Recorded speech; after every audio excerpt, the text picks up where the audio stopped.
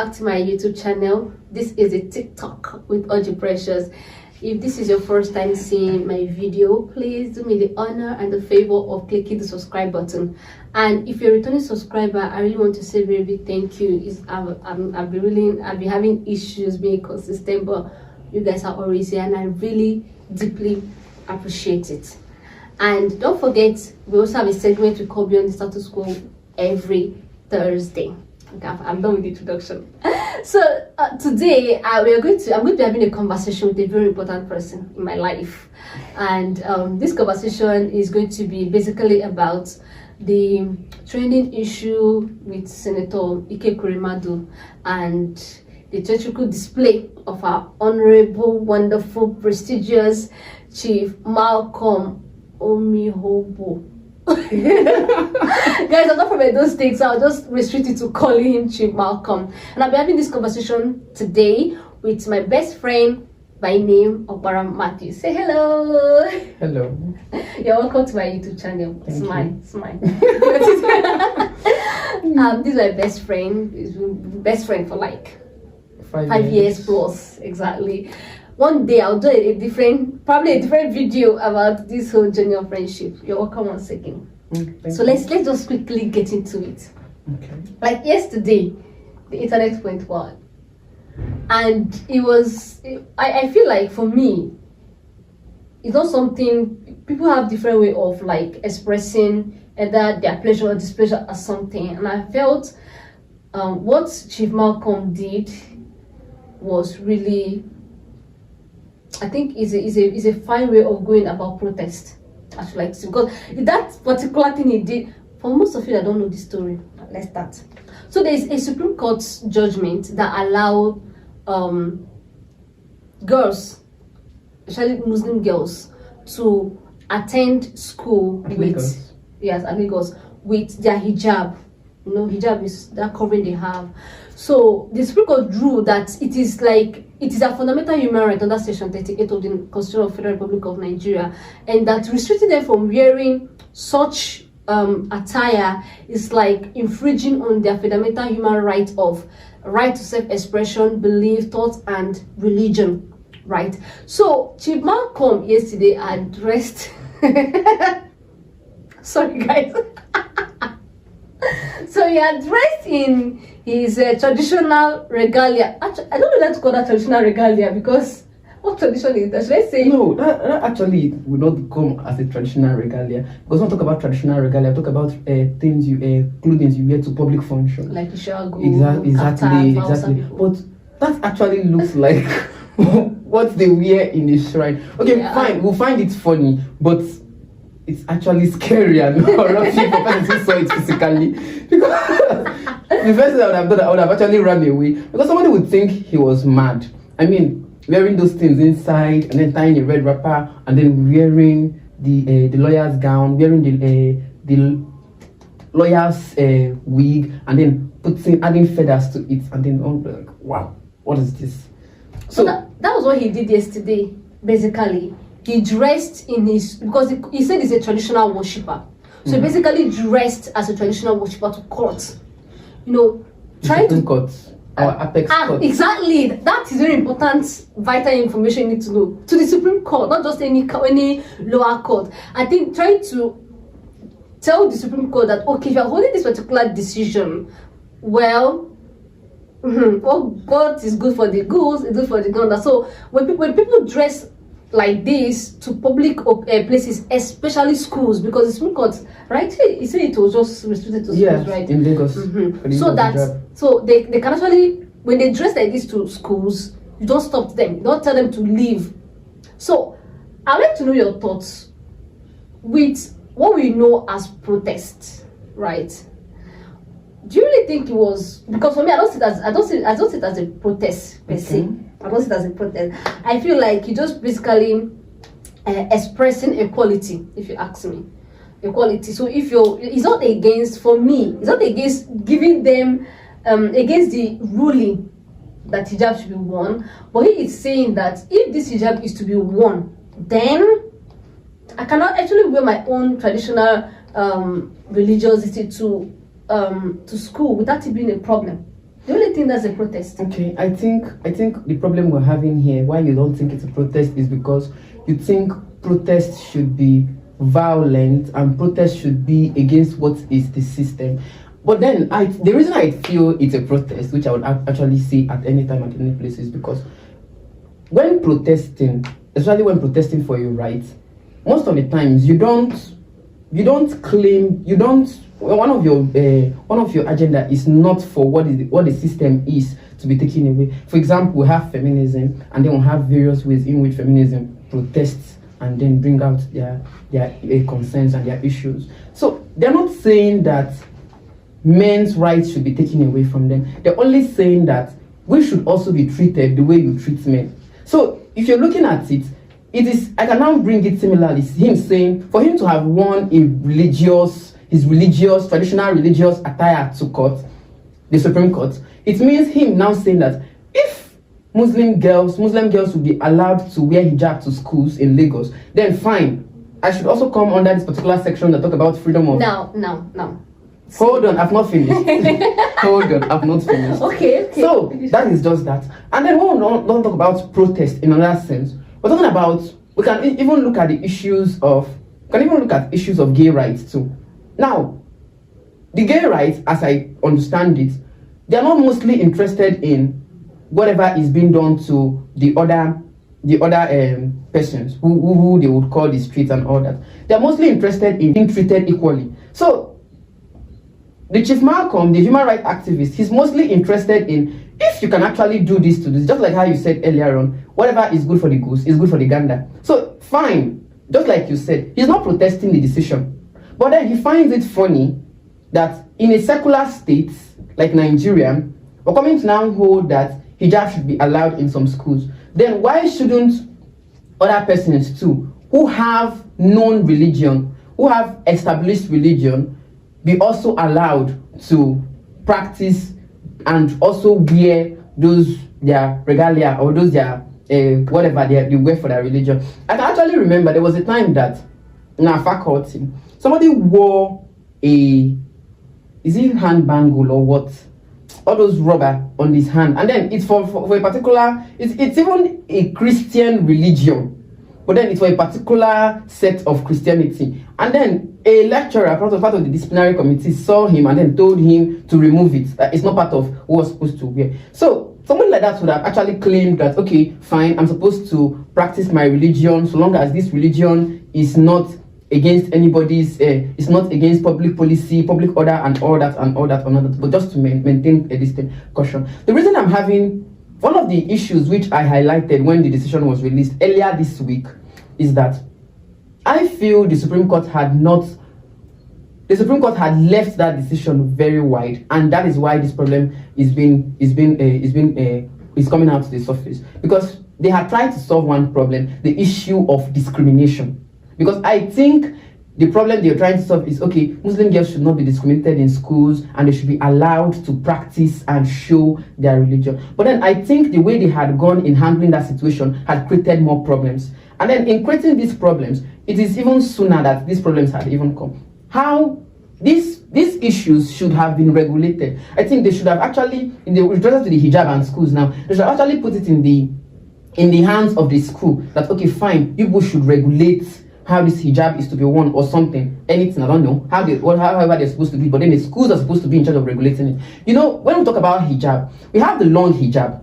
We can have the kind of hijab that touches the floor. Mm-hmm. We have the kind of hijab that's just the shoulder length. And then I think we have the kind of hijab that reaches the arm. So all these things are issues which this decision is going to even cause. Aside from this Malcolm's case, where he's trying to now bring in his protest for his own religion. All these are issues which we'll get to experience over time. Because some persons will be wearing the long hijab to school, and then some schools might be afraid that, okay, fine, we might be having issues of suicide bombers, we might be having issues of examination malpractice, even during exams and all that. So why not we're actually going to even get to all the problem with that decision. Okay. Right now we are still on whether what Chief Malcolm did was actually a protest. And well, I'll take your one point. You made mention of feminism, and you feel like that feminists, they're not taking away the rights of men, yes, but they feel like their own rights should be recognized. That is why it is protest. Okay. Because their own right is suppressed. Now, this particular incident now, originally, the Muslim girls were not allowed to wear hijab. And the Christians or any other particular religion were not also allowed to wear their own regalia, religious attire. So I'm saying that I feel like what Chief Malcolm was trying to achieve is simply to like bring it to the consciousness of the public and the court as well, that when you make this rule, be sure that it reaches other people. Not necessarily I'm not in support of this, or not necessarily that there are other people of another religion whose attires, whose religious regalia have been the cause of why they are not allowed to attend any function. Okay. So now I'm saying basically that what he did was not a protest. I think you're having a problem with the word protest, because we're just looking at the same room from two different doors. Now look at it. Let me take you on that feminism issue. Now, one of the feminist complaints is that I should not be denied. Okay, you as a female should not be denied of the position of, let's say, a director of a company, a managing director of a company, because because of your sex. I don't know if you're getting it. So as it stands now, we all know that males, when qualified, they can actually attain that position. And then women are now saying that, considering the fact that males can attain that position when they are qualified, fine, we too, women, whenever we are qualified, we should also be able to attain such position. Hold on, I'm coming. So now, in relating it to this place, everybody has been suppressed. Every religion has been suppressed in respect to wearing their religious attire. So now, the Muslims have been freed. In coming to the feminism scenario, which I just painted, the Muslims, with respect to wearing hijab, they are just like the males. So they can do whatever they want to do, so long as they are qualified and they fall under that category. So now we're having other religions. I just told you of a classmate of mine who his bangle, because it's of a religious sect, he had to remove it. So we're having other persons. Okay, you should know of some institutions which don't allow dreads.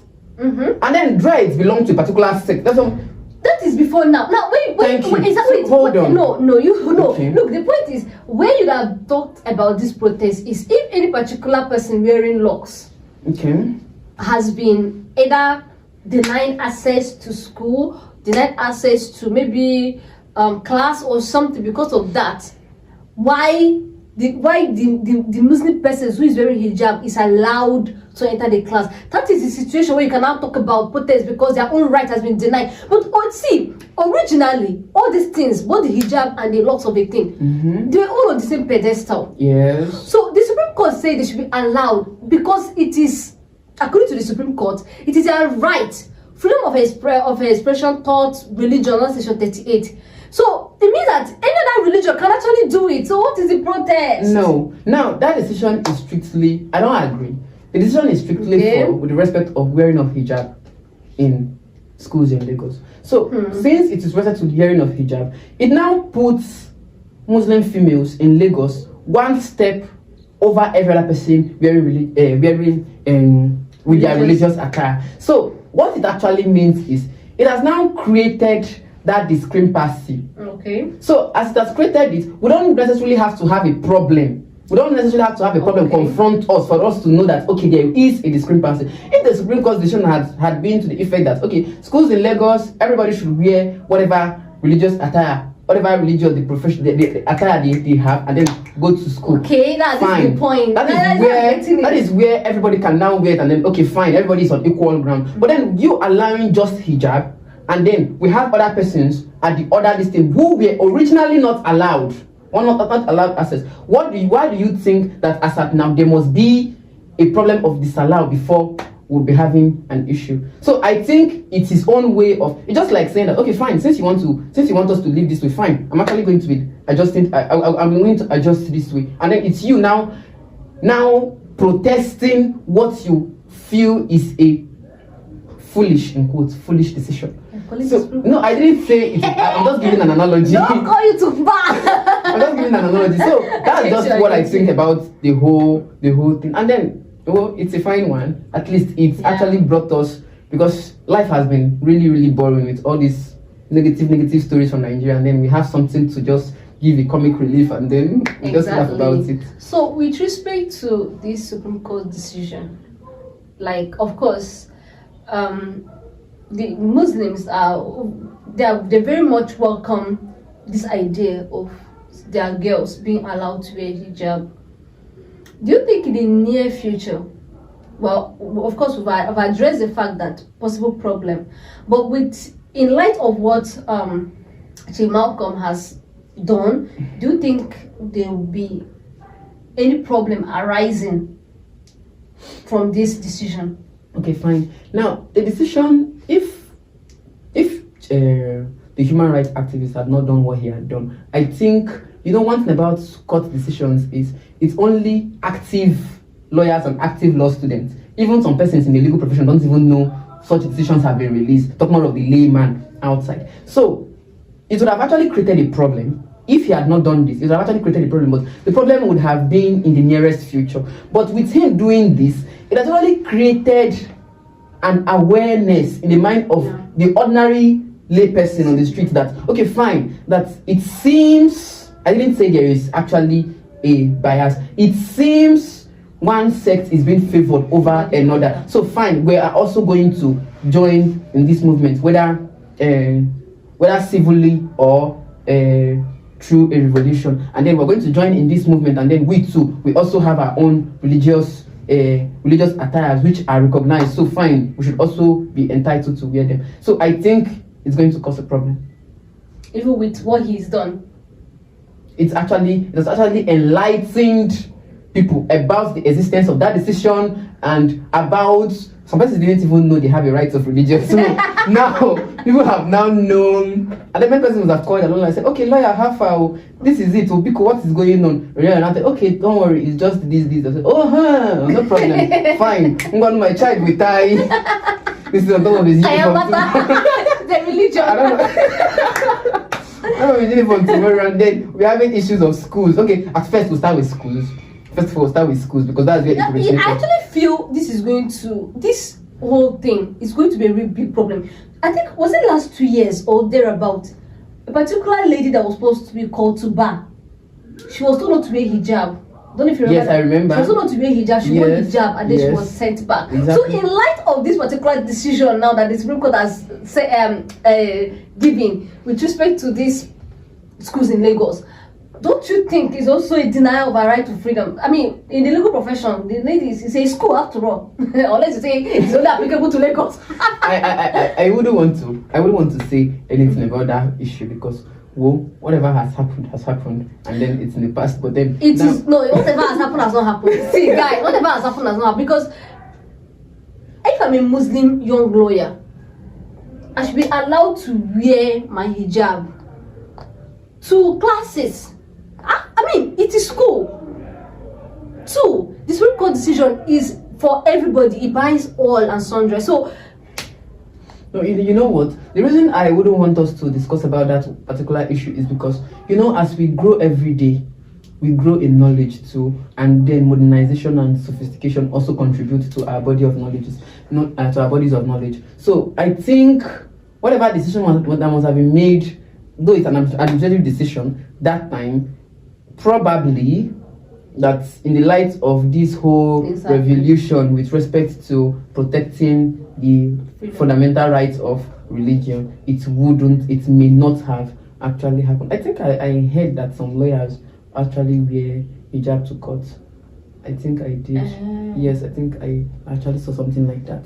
Though I've not verified it. But then, whatever be the case, fine. So, the Supreme Court, in their wisdom, has actually seen that, okay, fine, we've actually been trampling on the rights of female Muslims in the past. So now it's time to allow them wear their hijab. So fine, we should actually take it. But what I just feel is that it should be regulated, and then it should also be made to apply to other persons. But then, anyways, probably as time goes on, because anyways, let's proceed. When there's so much to talk about.